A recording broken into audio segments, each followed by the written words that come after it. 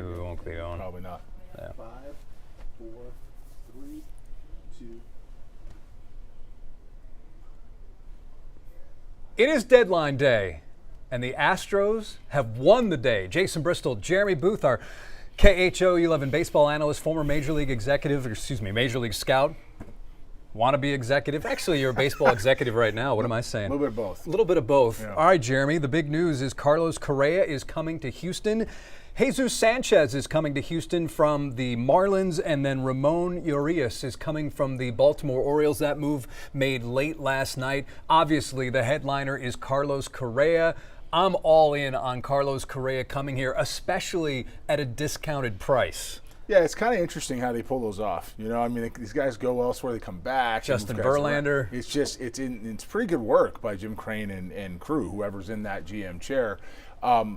Regardless of what's gone on before you start breaking things down, I got to give Dana and I got to give the front office a lot of credit with what they've done. The Astros had some needs. They've had some medical issues. There's some guys on the men that are coming back. Medical issues. Yeah, that was being they gentle. They have 322 guys on the injured list. Medical issues. I was trying to be gentle in the positivity of the moment. But what you have is you have a situation where there's some clear needs, and they went out and addressed them to the best of their ability, better than I thought they would be able to do, to be honest with you. I mean, Dan did a good job here.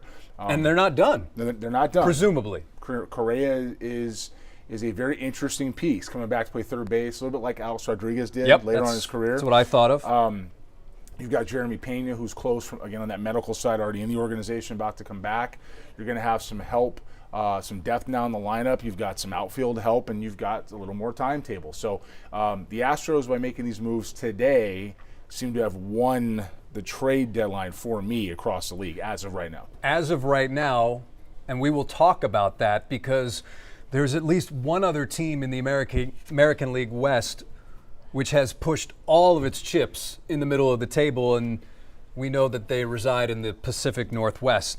We are taking your questions. We are on Facebook as well as YouTube, but right now I have our Facebook page pulled up, and we are getting lots of questions. We will answer those questions. The first one is from Gabriel, says, who did we give up? And that is another part of this equation. Right now, there isn't a lot out there, but what are you hearing? You know, I'm going to say they traded for what I'm hearing a little bit from the Major League roster. Okay. Dana said he would do that. I think they did that, right? Whether or not that is guys, certainly in Minnesota's circumstance, we're not trying to win right now. They're tearing it down. So it could be some guys that are hurt. It could be some guys that are not going to contribute this year, that were depth pieces that the Twins can grow with in the future. We don't know just yet. What we have heard is that so far, Bryce Matthews is not part of that equation. So far, we have heard that it is a priority prospect from the minors. That's what's going around, but this stuff is all still pretty private at this time. The reason why you hear about the big league guys and guys like Correa and the other players moving across the game is agents because talk. Yeah, they talk, but it's also because that's the big piece, right? If the Astros turn this around and not only win the division but get into the playoffs, no matter who they gave up, it's a win, or deep in the playoffs rather, it's a win because they're World Series contenders again right now. Oh, especially when you consider that this season, I think the American League is as wide open as it has ever been. And the Yankees have fortified their bullpen. The Blue Jays are making moves. The Tigers have made moves. But when you look at, I would say, the big picture, I would put, granted, injuries notwithstanding, this Astros team is certainly neck and neck with any of those teams, especially with the additions they've just made. You know, I got to be honest. For a little while, I put my head down and had some other. It's been a busy year in my front. Yeah. But with that said, I looked up and the Rangers were tied for the last wild card spot. And the Seattle Mariners traded for Josh Naylor and brought Eugenio Suarez back. Yep. And then you look around and you've got the American League East, which was a little bit of a bloodbath. And those guys are so tight connected. And teams you thought were out earlier in the year are back in it. And the Astros, of course, with all their injury problems, have come back to the pack where they had a pretty big lead at one point. So I agree. I mean, the American League is wide open. The Central is a little bit interesting. You know, you've got the East. You've got Shane Bieber went to Toronto, who's already a first-place club. Last time I saw them, they were a little bit of a mess at the big league level, and they've continued to tighten that up. So it's going to be fun to see what happens the last couple of months here in the American League. I wouldn't take my eyes off what happens in Dallas just yet, or in Arlington. I think they probably got to move up their sleeve. Which way they go is going to be interesting, but there's a couple things still to happen. So one other thing about the Correa acquisition before we get to the others, Bob Nightingale is reporting from USA Today there's only one prospect going to the Twins in the Carlos Correa deal, with the Twins paying a significant portion of the $102 million in Correa's contract. We touched on it at the start of this, that the Astros have done a very, very good, if not great, if not masterful job of acquiring past players and having the other guys pay for them. And really, there's no way, given how close the Astros are to the luxury taxes, that they could make an acquisition like this without the Twins paying a huge chunk. So if you were Dana Brown, what number would you hope that the Twins would be paying? Half? All of a little it. bit, all of it. Not all. Yeah. It can't be all of it. You know, it's 75%. I would guess it's at least half. I say closer to 75, somewhere in that range. And here's why I say that: because you have a player in Correa who's high priced with an organization that's going a different direction. That's pretty standard. That happens all the time. But you got somebody here, if we're being as open as we can about it, who has a pretty extended injury history now. You have somebody who's had a couple different physicals, one in San Francisco and then one in New York years ago where they didn't pass, and then comes back to Minnesota, signs him, and it's a short-term deal, and then they sign him with options. So you have somebody who's a little bit beat up. Same reason why the Astros wouldn't go there the first time around, last time around, free agency. So to me, to get him off their payroll and to clear some flexibility in a time where they're clearly going to rebuild, and you have to figure, and they're on the sales block. Yeah, I mean, you have to figure with Twins, it's open. It's an open sale now. Anybody who's there as a veteran with any kind of status likely is going to watch what they're doing and not want to stay. So if you have that type of deal and the club's up for sale, streamlining those books and rebuilding through the system in the draft, something the Twins do well, to be able to do that along with take them into the next part of their existence is likely what happens. So anything that they had to do, they probably did. So Correa's contract is roughly $33 million a year. You think the Astros would be on the hook for 10 of it? 12. 10 to 12? Yeah, and that would make sense with where they would want to pay him based on his injury history now and what they think they can get out of him. Getting 162 games out of Carlos Correa is not going to happen. No. Getting 140 games out of Carlos Correa is not going to happen. Getting 120, probably. Somewhere in that range, right? And so what's that worth for that production on the field? What's your depth pieces around him? Jeremy Payne is going to play short every day. I think that's a foregone conclusion, has been for quite some time. So we'll see where that lands, but I'd imagine a significant portion was eaten knowing the Twins are not going to have a big payroll for a while. Jason Bristol, former Major League scout, Jeremy Booth, our KHO 11 baseball analyst, as we are breaking down the Astros moves. Before we take a few more of your questions, I see them populating here on the Facebook page. The Astros also getting Ramon Urias from the Baltimore Orioles, which I think was a really, I don't want to say under the radar move, but it is a necessary move given all of the injuries, because at the time, who knows if you were going to get Carlos Correa. Carlos Correa said yesterday that he thought the talks were not serious yet. Right. Or they were not serious right now. So that was a good backup plan. He is Gold Glove caliber defender. Yeah, it gives you an option when Correa can't play. I mean, that's really what it does. But can also play other positions as well. But you're also fortifying that position. Right now, you've got Paredes is out for how long? 6, 7 months? Yeah, the talk is that obviously a lot of these moves probably wouldn't even be happening if Isaac Paredes was not going to miss likely the rest of the regular season. We will talk to Dana Brown, the Astros GM, following the trade deadline, and that will certainly be one of the topics. But the latest news is that he is done for the season.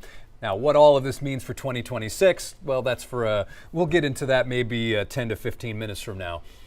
Yeah, again, if you're looking at what Dana did and what the front office had to do, you acquire somebody to make sure you have somebody to play there. Yep. And then what happens is once the Twins realize that you're not necessarily as hungry as you were for a trade like that, all of a sudden some things start to loosen up. And next thing you know, you have Carlos Correa back in Houston. Now, because Carlos Correa also was a part of this equation. Yeah. He had a no-trade clause, so he could control wherever he wanted. So the Twins were kind of between that rock and hard place situation. Yeah, that and with that, the ability to spell Correa with the injuries that he's had, right? You have to have somebody. You have to rely on Jeremy Pena being on the field. You have to remember the guys that are still on the roster as of today, as this moment, and you have to go ahead and make sure that Correa doesn't have to run out there every day. To get the best thing best performance out of Carlos Correa, you have to give him some breaks defensively. Whether or not he doesn't play, whether or not he's a DH, whether or not what they do with Alvarez, I don't know. They'll figure that part out with these problems, which are good problems to have. But having depth is something the Astros have lacked, and getting as many pieces as they can right now gives them the best chance to perform through the postseason. Plus at a reduced price as well. As for the left-handed bat that Dana Brown has for months been talking about that the Astros need, the player coming in is Jesus Sanchez, outfielder from the Marlins, left-handed hitter. The numbers, I don't know. Is he better than Taylor Trammell? I don't know. Probably a little bit. But he's also, this year, hitting a little bit better than his career numbers. His average is 243, 13 homers, 70 runs driven in. This year he's at 256, 10 homers, 36 runs driven in. Ryan Gusto is going back to the Marlins, as well as Class A infielder Chase Jaworski, who is one of the younger players in the league he's in typically, and then another minor leaguer. Jesus Sanchez, a situation where we just needed a left-handed bat, and this is the best we could get given what we have to give? Let's look at it this way. Let's look at more depth pieces until other guys return, right? If Dana truly believes his medical staff, something that is a risk, to put it mildly. If he truly, in your opinion. Okay, my opinion. If he believes his medical staff, then he's got to believe they're close to getting guys back, which means you need help. You need people to play a couple days a week. You need guys to plug in that'll give you some damage. You can hide in the lineup a little bit. And Sanchez fits that. Do I think Sanchez plays every day in a healthy lineup? Probably not. Do I think not in Houston. Do I think he plays 3 days a week? Yes. Do I think he's can play every day if he has to for a short period of time? Also yes. And do I think that Dana traded for the big league roster as well as prospects that may or may not have been in the long-term plan, certainly in A-ball? Also yes. Still working the social media posts here, looking to see not just what the Astros are doing, but also the other teams in the American League West, because despite the Astros' lead in this division, it is still, I don't want to say up for grabs, but it is up for grabs. Yeah. There is not a lot of space between the Astros and the Rangers and the Mariners. Couple of questions here. Trey says, do you think Carlos would help the Astros go far to the World Series?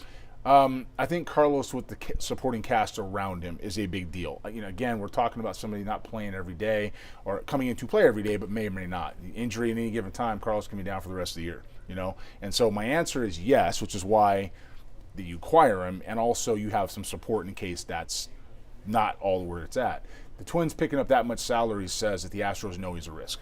It's not just about money. It's about risk mitigation. So the answer to your question is, yeah, I think that's a piece of a puzzle now. I don't think Carlos is the aircraft carrier he once was. I think that's probably fair to say. But it doesn't mean he's not a very good major league player still, and he doesn't plug right in a place where the Astros have a need. How much does the environment, though, in your mind, Minnesota, play in Carlos's overall numbers? And, I mean, he just played with such a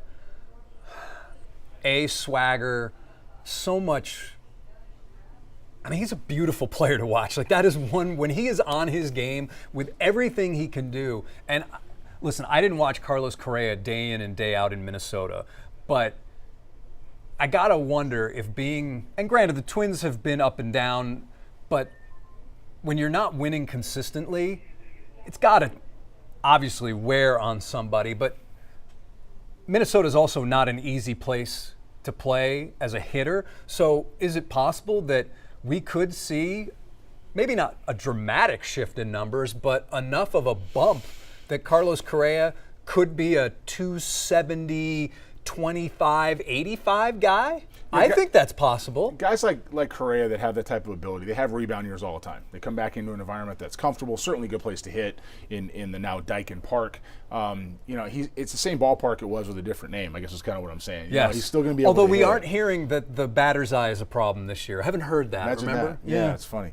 So you have you have a guy that's going to come back to a very familiar environment. He's going to come back to a place that he's loved and wanted. Beloved. Yes, and appreciated, and that's going to inject new energy. The fans in Minnesota, they're good fans. They're really, really good fans, but they're different. They're just a different energy type fans. It's a different environment. They're bundled up. Exactly. And we talked about that when Correa signed there, about how he was going to be cold the first few months of the year and how that wasn't going to be a whole lot of fun either. So do I think you're going to see some natural resurgence? Yeah, you're going to see some natural resurgence. It doesn't change the fact it's been a few years. It doesn't change the fact there's been some more injuries, and the body just isn't what it was.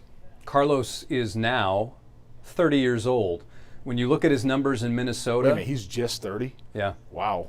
The first year, really good. 291, 22 homers, 64 runs driven in. Last year, he hit, in 2023, 230, 18 homers, 65 runs driven in 135 games. Last year, as an all-star, he played in only 86 games, and he batted 310, 1454. But again, he played in only 86 games. This year, 93 games, and as I've mentioned, at least on air, 267, 7 homers, 31 runs driven in. So Carlos Correa is, but I also think there's this leadership quality, or I don't want to say void, because Jose Altuve is a different kind of leader, but Carlos has that swag, man.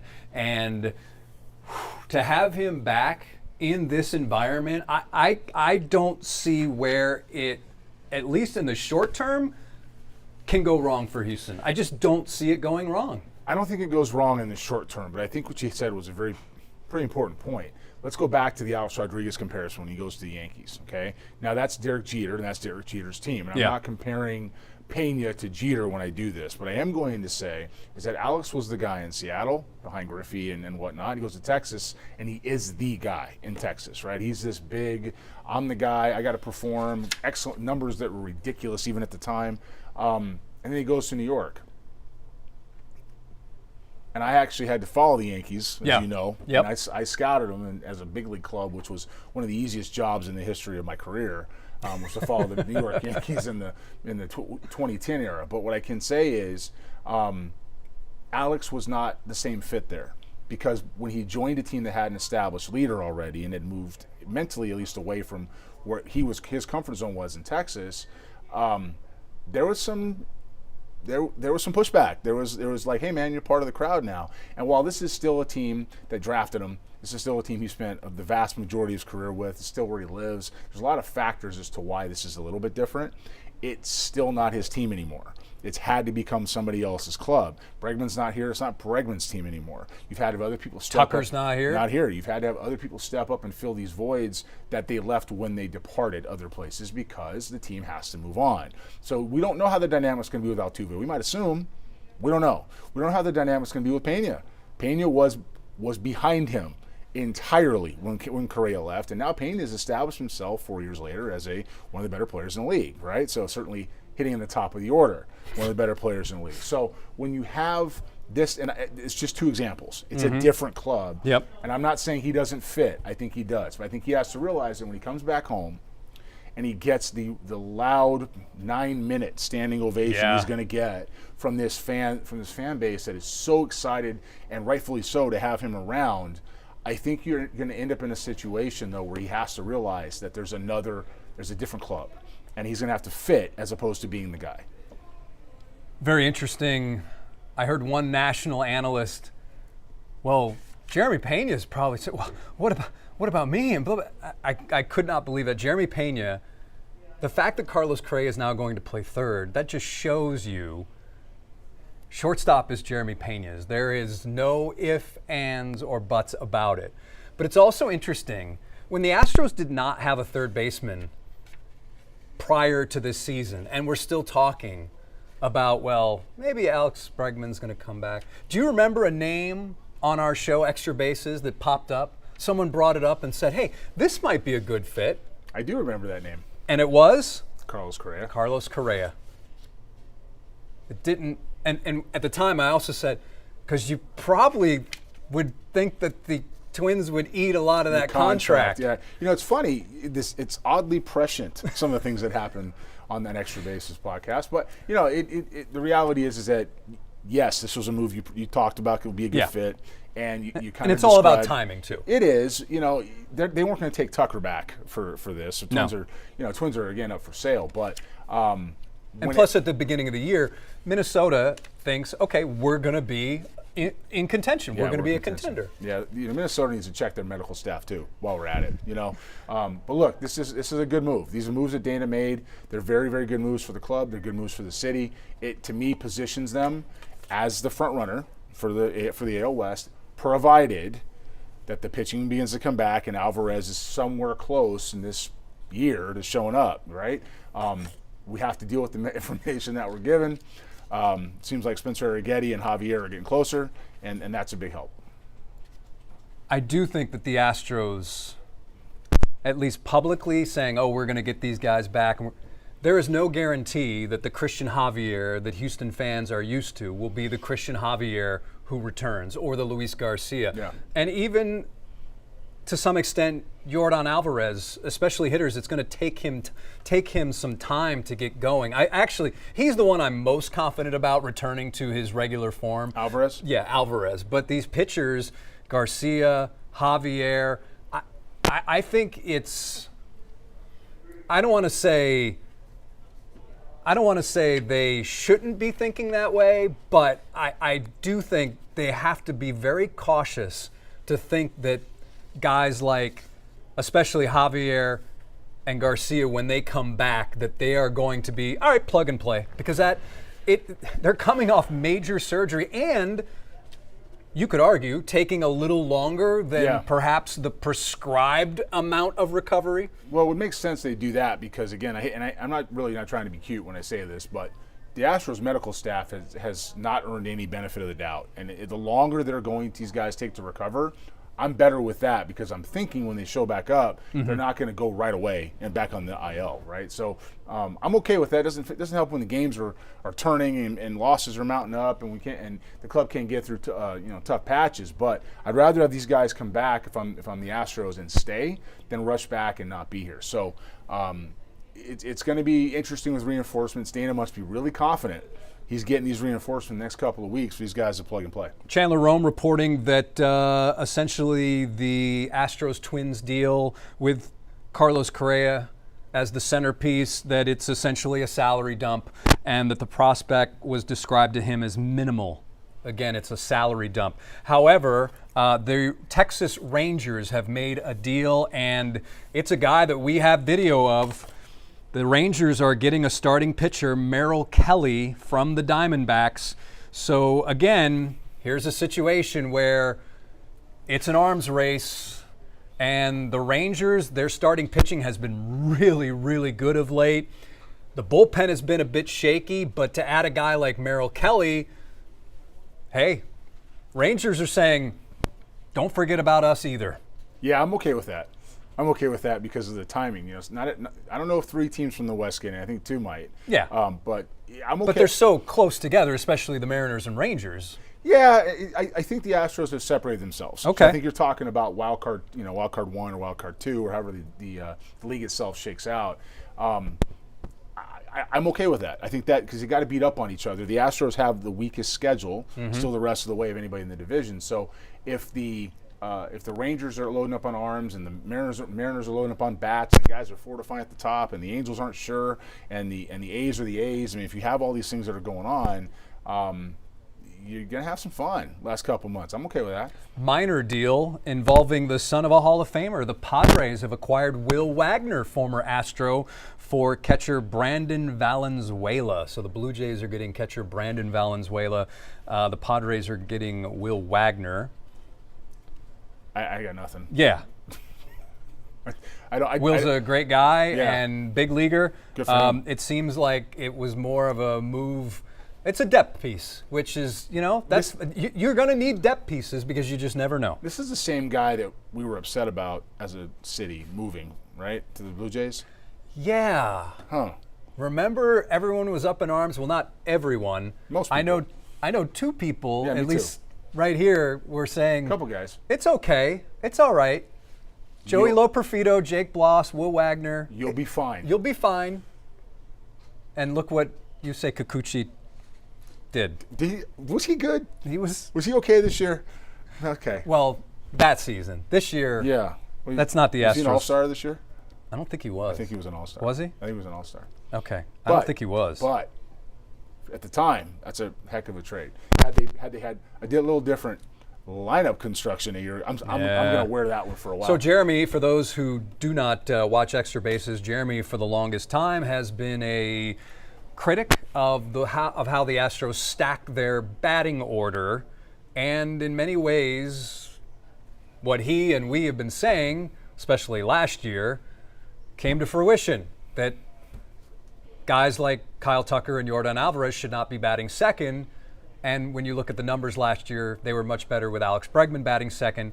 He's been a long proponent of Jeremy Pena moving up in the order, and then Jeremy Pena finally, after becoming the best player on the planet during a stretch of 2022, batting second, the Astros move him to a leadoff role and then becomes one of the best players in the sport. Correct me if I'm wrong, but didn't you ask that question about the lineup and the basic did, stats but too, like wins and losses? Yeah, but I'm glad to see they've got it figured out. Congratulations, Joe.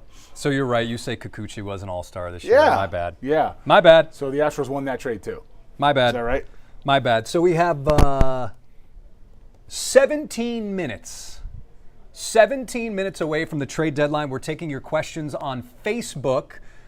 Of course, many of you are also watching us on YouTube. Here's a question for you, Jeremy. If you had to choose between Sandy Alcantara of the Marlins, Yeah. Dylan Cease of the Yeah. Padres, Yeah. and I was going to throw Merrill Kelly, but he's now out of the equation, going to the Rangers. Which of those two, Alcantara or Dylan Cease, who we're seeing right now, which of those two would you rather have?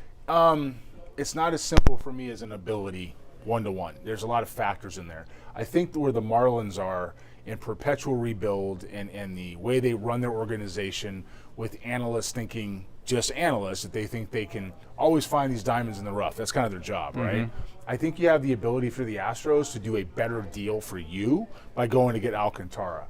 I don't think you have a better deal for you with the Padres. AJ Preller knows how to go ahead and get prospects back. Yes, he and then does. They just went ahead and acquired a closer, Mason Miller, from Oakland. They're not in punt mode over there. So if they're going to go ahead and do those things, whether they're rebuilding for next year or retooling for next year, or they're still making a push right now, which seems like more of the case, Dylan Cease might cost a lot off your big league roster to go ahead and get him. So for me, I'm probably going to the Marlins and I'm getting Alcantara. And probably not just from the major league roster. He's going to want Everything.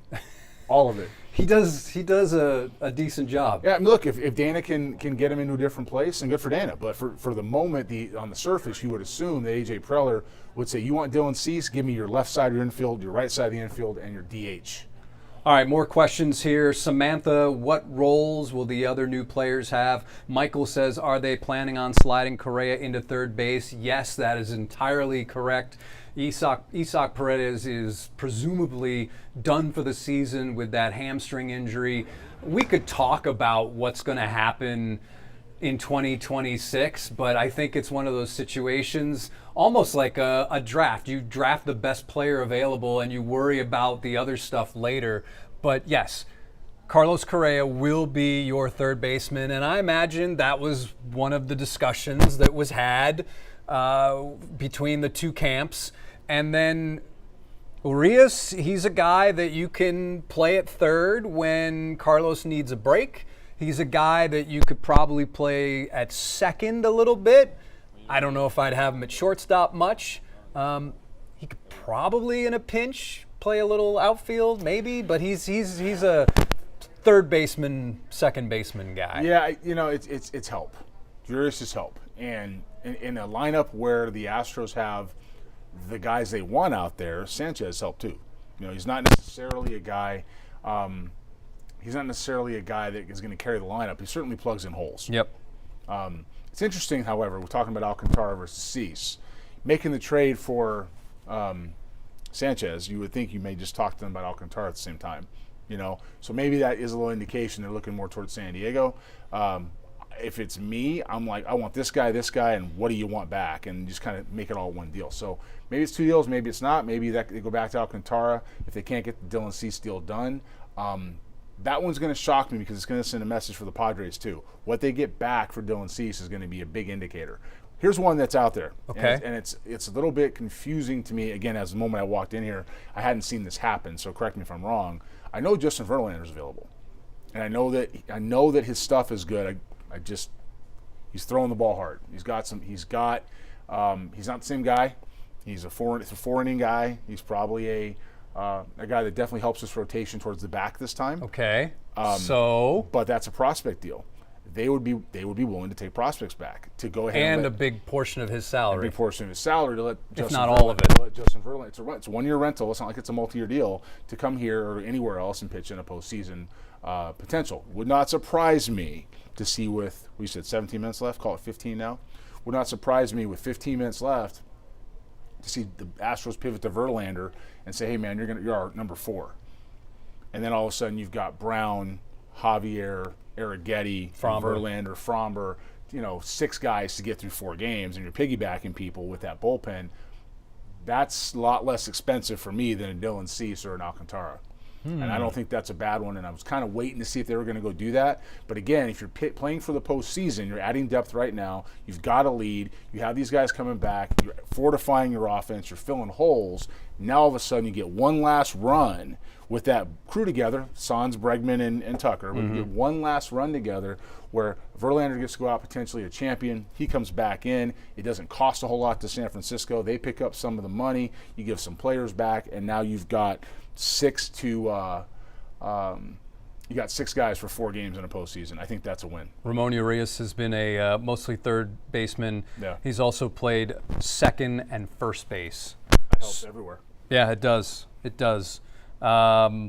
We are now at 11 minutes from the deadline. You mentioned the Marlins and the Sanchez deal, and hey, maybe we can talk about Sandy, the pitcher, Alcantara. The Mariners, they'd made 2 separate deals with the Diamondbacks about a week apart. So I imagine Eugenio Suarez was certainly talked about the first time when they acquired Josh Naylor. Yeah, for sure. That makes the Mariners lineup much deeper. It lengthens the lineup. How scared, if you're an Astros front office person, which I almost made you an executive at the start of this. Well, I am. You are, not just for them. not for a major league team. Not this You're your moment. own executive. That's right. How afraid are you of what the Mariners have done, given what they also have in their rotation? Having sat in those rooms when those things go down, and literally as you're leading into it, getting phone calls at 2, 3, 4 in the morning about trades or 40-man guys or what we're going to do, I can tell you, even with the cameo in Jeter's documentary, sitting in the 4th row, Jeter rolls his ankle. Look for it. Jeremy's in there. It's in there. So, but you sit in those rooms and you start thinking about what the other clubs are doing. And it's not about keeping up with the Joneses, it's about how to counteract it, right? Here the issue was finding positional help, real specific positional help. In Seattle, the pitching staff has been what it's been. And you've got Cal Raleigh, you've got some other young bats in that lineup, but you have some holes too. And getting Suarez and Naylor in there in a park that plays really well for left-hand hitters, first of all, and a guy in Suarez who's familiar with the Pacific Northwest, those are big wins. That said, they still have to go play on the road too, and you have to be able to pitch to them, and pitching will always be good hitting. So if I feel like I've got some good pitching coming back from the Astros, I got my guys, and I can go add that one more arm, and I'm going to say it again, the more I've talked about it here, I'm thinking Verlander in a short window. If I'm able to do that and I've got the offensive reinforcements, I'm not worried about it. All right, there is one player who I've been seeing here on my screen that we've been talking about, Sandy Alcantara. It appears the Marlins will not be trading him. That is the report from Craig Mish of the Miami Herald, that he will stay in Miami's rotation. An off-season trade or a deal next summer remains a possibility, but according to this report, he is not on the table right now for the Miami Marlins, or maybe it's just a situation where somebody has to sweeten the pot a little bit. Yeah, not to give away the secrets a little bit, but you kind of leak stuff like that when you want to make sure that everybody's going to see it. You know, if you know people are watching your player, yeah, we're good. We're going to hold on to him. You know, we don't want to do anything with it. We're going to keep right here. Hey, how much for this? It's sold. I mean, you know, it's just one of those deals. You don't do anything where you're tipping your hand. And so to put that out there now with 8 minutes left when deals can come together in 30 seconds, it doesn't mean it's false. Probably it's likely, but it's still open. Padres are acquiring Nestor Cortez from the Brewers. There you go. So there's an arm to add. There you go.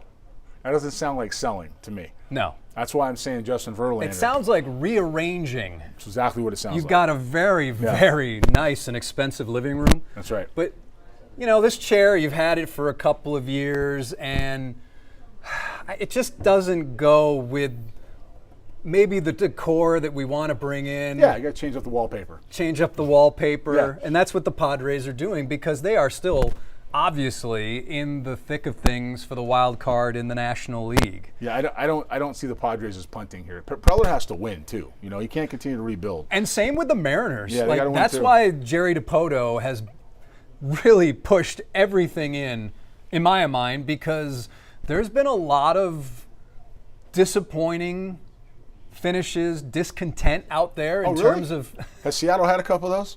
Yeah, I didn't know that. I had no idea that the Seattle Mariners have been through some frustrating times. But that said, Verlander is if I'm the Astros, he's my target in the next 8 minutes. Really, because the Giants are willing to move him out of quote respect for Justin Verlander and his career. Trey says, I think the Astros should bring back Hunter Pence. At this rate, who knows? Maybe in a year or two, they'll get Alex Bregman and Kyle Tucker at a discounted price. Well, Bregman's certainly a possibility if Correa's here. I'll tell you that. I mean, I don't know if he's going to play third base, but it's certainly a possibility. What happens now, Christine says, with Shea Whitcomb? Will he stay in Sugarland, or is he being mentioned in a trade deal? Shea has been optioned to AAA, so he was no longer right now on the big league roster. The Astros posted that, I don't know, a half hour ago. Shea Whitcomb is a depth piece. He's a guy that who is now 26? Yeah, I don't know. I got to give Astros fans some credit, man. They pull stuff out like that somewhere. It's like, hey, Shea Whitcomb, and what about John Singleton? I hear you, and we want to be respectful for the major league because they're major league players and they're very talented.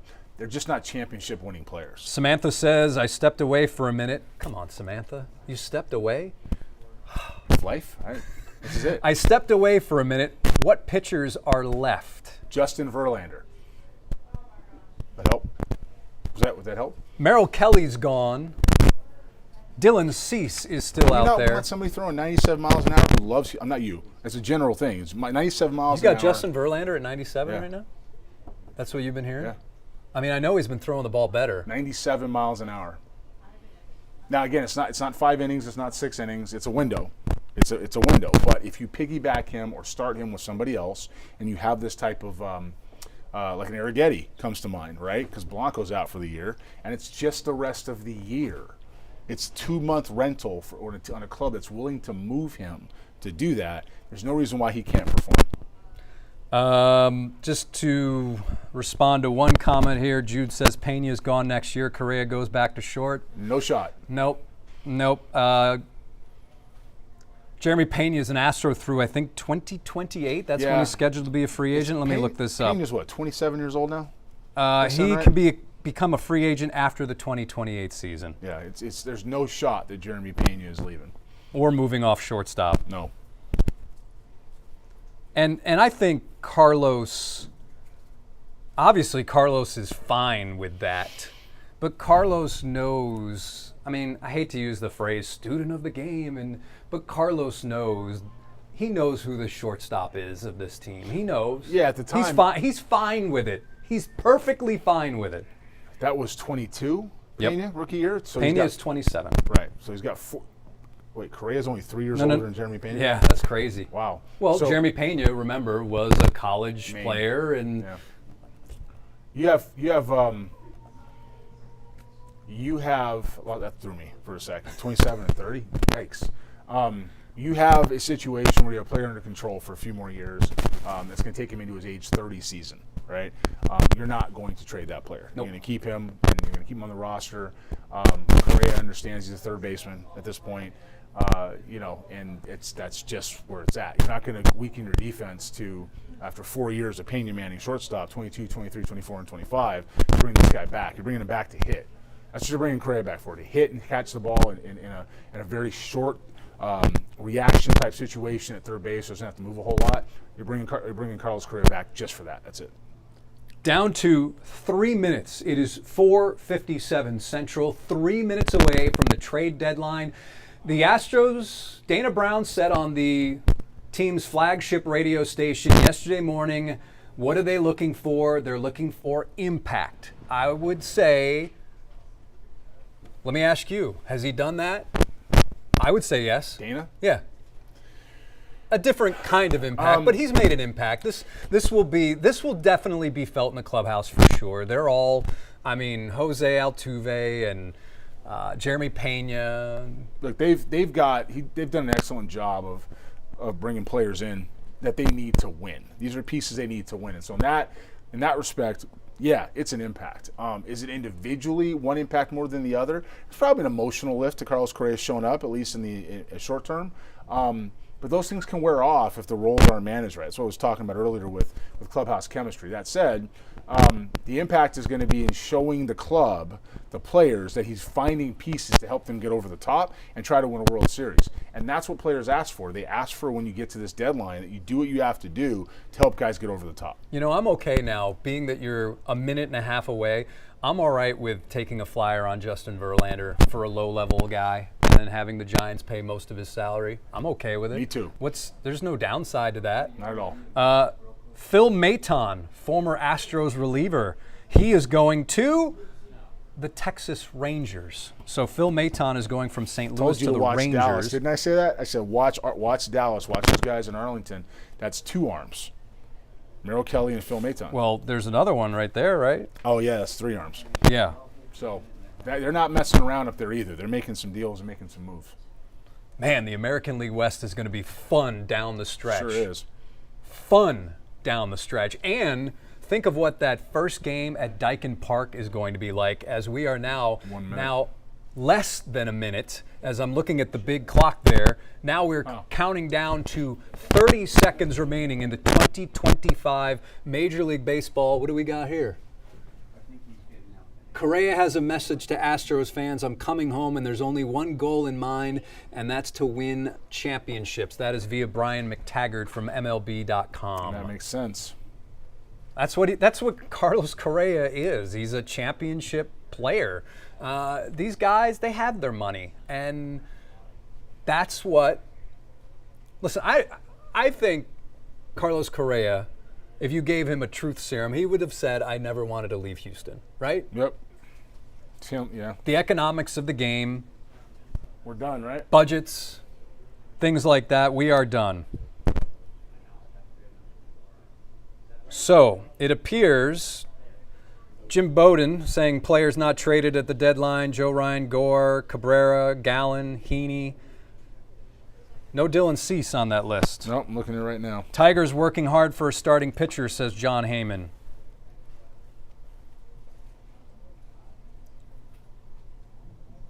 I don't see anything else that says. Yeah, So, that's it. did the Astros get, well, listen, it's possible. I'm looking at it right now. It's possible. We'll see. I don't see it. Well, if that is the case, then how do you feel? If this is what the Astros are rolling with, how do you feel that this rotation, will it be able to hold up? Well, let me go back to Jim Bowden's list. The reason why I would pay attention to Jim Bowden's list, and in this situation only, is because he and Dan have such a tight relationship. Okay. The fact that Cease wasn't on that list means it may not be dead, at least at the time that he put that out there. Yeah. There's stuff we can find out about in a couple of minutes. It just hasn't cleared the commissioner's office and was just filed. Giants have made a trade, and the Yankees getting another bullpen arm. Camilo Doval, the closer. Yep. Man, so they now have the Pirates closer, and they have the now the Giants closer. What's going to happen here in the next few minutes, Jeremy and I will be going live on KHOU 11 News at 5, so we will have a brief break in the action, and then you will see us pick up on TV, and then we will continue. we shall see if there's more news to add, but certainly we will continue to talk about Carlos Correa. That is the big thing. John Paul Morosi, who I actually saw in Cooperstown, by the way. Yep. I said to him, hey, it's nice to see you're taking a break from your hockey coverage. He says the Nats did not trade Mackenzie Gore. Yeah, I don't get what they're doing out there. It'll be revealed later on, but Mackenzie Gore would have been a piece to move. I tweeted yesterday I thought that Mackenzie Gore would look really good in an Astros uniform, but I don't know if they had the pieces to. Trade deadline is over, but now there will be a handful of moves trickling in over the next 30 minutes or so, which is nothing new. Certainly from Astros' historical perspective, one of the great all-time stories is Justin Verlander right before the deadline in 2017, them sneaking that paperwork in right before, I think with 30 seconds or something like that. Under 30 seconds to spare, and then the commissioner's office getting it, and of course the rest is history with the Astros winning the 2017 World Series. It is 5:03. Let me see if I can get some more of your questions here on Facebook, which sometimes navigating this is no easy task. It is not. It's interesting. The first opponent that the Astros will have at Daikin Park, I believe, is the Boston Red Sox with Alex Bregman. That's going to be fun. When is that? That is a week from Friday, I believe. All right, what other questions do we have here? Time's up, Brant says. Thomas says, is there a chance we did the deal for Cease and it just hasn't been announced yet? Thomas, without a doubt, it is certainly possible. It is certainly possible. Jamie says, what about Charlie Morton? Charlie Morton just went to the Tigers. Charlie Morton to the Tigers. There you go. Interesting. Of course, a little bit of an Astros reunion with manager A.J. Hinch. And the Tigers are they're the favorites, obviously, to win that division and the class of what they're going to do in the Central. Samantha says, did they give the number 1 jersey to someone else?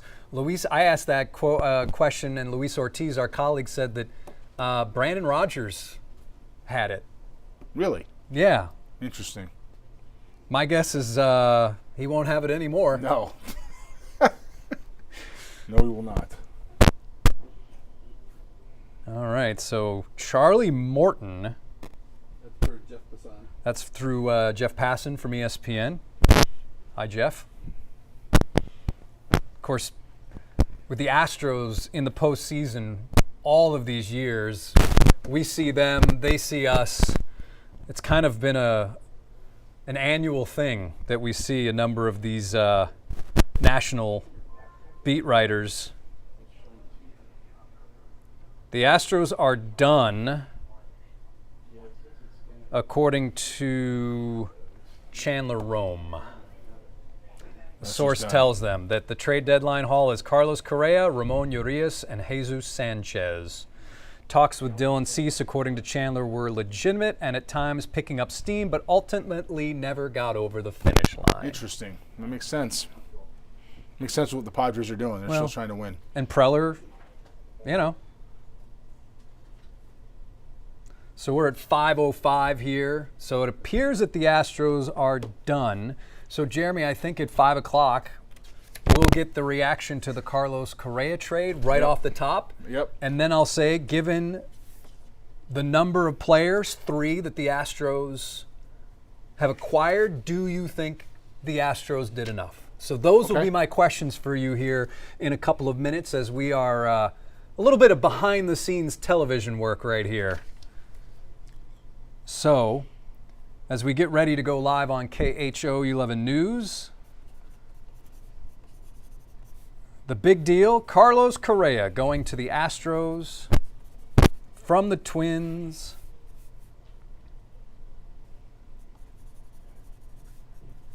Is this the impact the front office was hoping for? And we are coming up next. We are in weather. So we will have a big smile here, and you will see us smiling as we get ready to go live on KHO 11 News at 5. So I think right here,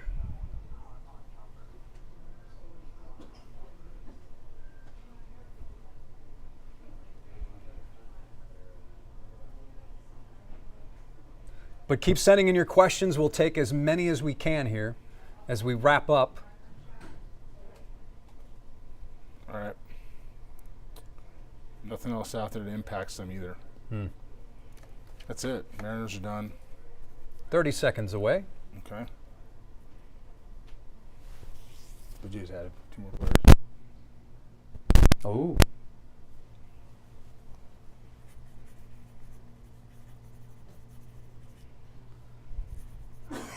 Dustin May to the Red Sox.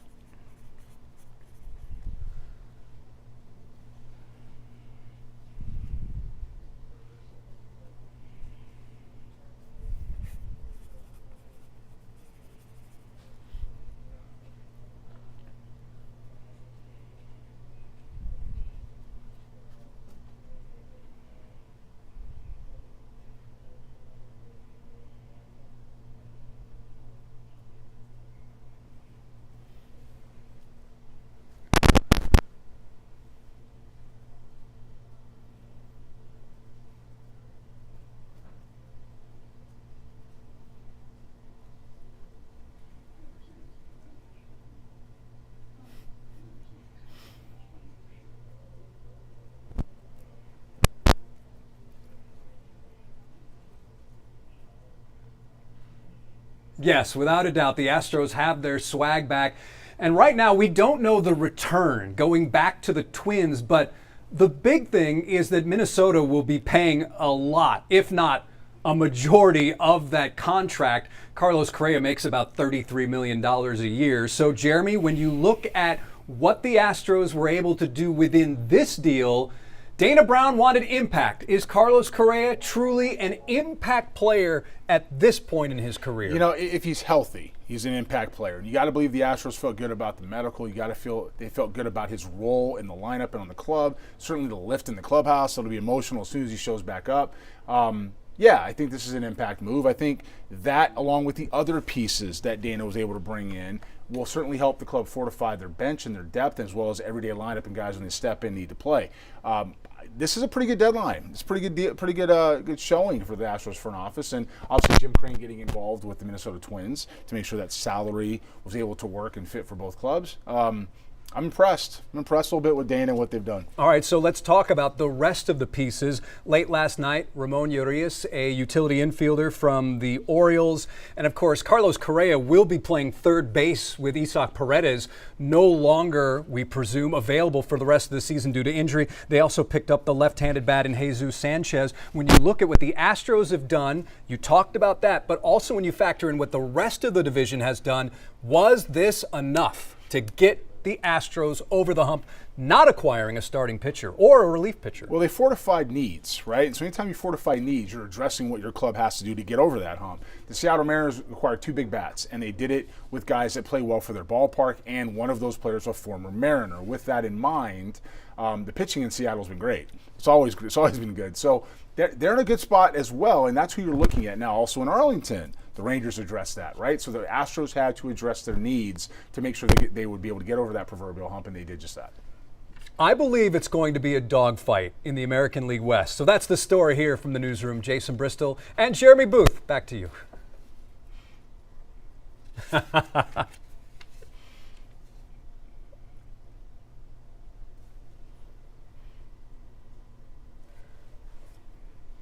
Thank you. All right, now we are back here on Facebook. So the Astros, it's done. It's done. Let's see what other questions have been coming in. Spencer Arrighetti will be making a rehab start tonight in Sugar Land. Christian Javier pitched last night. Christian Javier, I think he had 4 walks and allowed 3 runs in 3 innings. Not great, but certainly from when you look at a progression standpoint, how he feels today, I imagine, will be a big deal. Are you more concerned about how he feels the day after, the numbers, or just everything? The numbers don't bother me because he's working his way back, right? He's getting a good start, he's going to have not so good starts. You're trying to get your feel, get your delivery, your timing, your execution. pitch efficiency, all kinds of different things you're working on as a pitcher that go far deeper than the stat line in AAA, certainly if you got like Christian Javier. With that in mind, the velocity needs to have maintained. The arm soreness today is definitely a factor. Was he able to make his start with any issues leading into that start? And I say that because the Astros medical staff, who I'm going to just talk about again, the Astros medical staff, they say the guy's out for 6 months. It could be as much as 18. You don't know. So you have to really go by what the player is telling you and how he's responding. All right, still trying to pull this up here to see if there's any final questions before we wrap this up. Joy says, I love the Astros. I hope everything goes well. Samantha says, how long will we keep Carlos Correa? I think he's got 3 years left, including this. Yeah, he's not going anywhere. He's here for a little bit.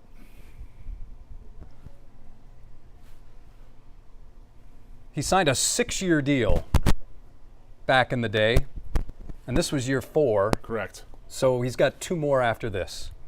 Now, real quick, when Isaac Paredes returns next year, what do they do with Carlos Correa? If I had to ask you today, where does Isaac Paredes play? Where does Carlos Correa play? And in many ways, does it affect Jose Altuve? No, I think you have. I don't know. I don't know what they're going to do. I think you end up with a rotating DH. I think they're going to try to put Alvarez back in left field again. Correa's going to get some days at DH. Paredes can go play some second base. Altuve gets some days at DH. You get some guys playing first base. I mean, it's not a problem to have this many bats. You know, the question is going to be who is the depth piece for Jeremy Pena, right? Does Correa slide over to play short when Pena doesn't? Dubon? Well, I'm a huge Dubon guy. I know you are. I'm not sure that a lot of people in the organization really are. I am. I'm a huge Dubon guy. So there's a lot of different avenues this helps. Can't have too many of these guys as long as you have at bats for them, and it would seem that they would have at bats for them. Now I don't know if they put somebody in the outfield. That's a problem for next year. Right now you have Paredes out, so it solves itself. All right, that's going to do it for our trade deadline show here on all of our various social media platforms. We appreciate all of you chiming in, and of course the Astros one more time picking up Carlos Correa, Jesus Sanchez, Ramon Urias. As the Astros, the word you use, fortifying themselves as they try to make another push towards another World Series and an American League pennant. So that's going to do it for us here. Dana Brown will speak at 5:20. We'll have complete coverage of that on KHO 11 News at 6 and at 10. For Jeremy Booth, I'm Jason Bristol. As always, thank you for watching, and we'll see you next time here from the KHO 11 Newsroom.